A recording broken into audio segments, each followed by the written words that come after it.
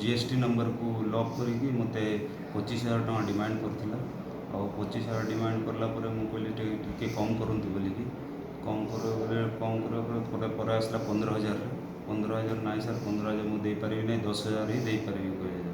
तो 10,000 पर राजी हो गले कैम कला राजी होगा कहले जे मत से लॉक खोलियापाई एठी तो हो पार गोटे मेसीन खराब अच्छी लॉक खोलियापाई मत जयपुर जावा पड़ो हेले जयपुर सर केवे जेबे तांके कहले 30 तारिख ना 31 तारिख जीवी हेले मु आज आसली पचारापी 4:30 तांके कहले जे ना आज तो जाई हेनी काली ही जीवी केतला 9टा बेले जीवी हेले मु पचारि सर गाड़ी मु पठेब मोर गाड़ी अच्छी ना आप ना तुम गाड़ी पठाओ और ड्राइवर भल ड्राइवरटा गोटे पठेब ठीक अच्छे सर ओके सर हेले केतटा बेले पठेबी सर 9टा बेले पठाओ 9टा बेले ओके सर तापर कहले जे पैसा आनिच सर आनी सर तापर आणला कहला मत टेबल ऊपर रखिदियो ऊपर रखिदेल रखिदे कहली सर आसी सर हेल्ले मोर कमटा टी दयाक देखिए सर ना दशहरा मुझे जिनस बिकी पार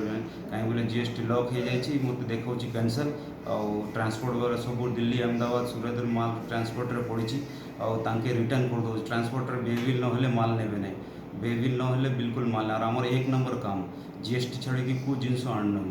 कहीं बोले जीएसटी छाड़ी बाहर रायपुर हो कलकत्ता हो अहमदाबाद हो दिल्ली हो बिना जीएसटी ट्रांसपोर्ट रे माल नेबे ही नहीं कौन कले कौन कली बोले हमको कहले सर टी जे यहाँ लॉकटा खोलीदे सर आम ट्रांसपोर्ट वाला मालटा नहीं जी मालटा नहीं दशहरा पाखे आसला दिल्ली माल 10-12 दिन लग जाऊँ अहमदाबाद सूरत माल 15-20 दिन लग जाऊँ बिजनेस केमती करेंगे सर तापर कहले ना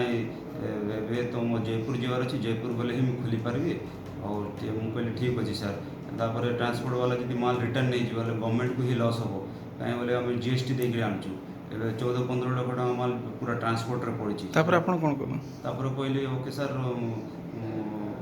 ऊपर रखा कहले मुझे रखिक सर ओके सर नमस्कार सर मुझे आसची कही पड़े सर ठीक है।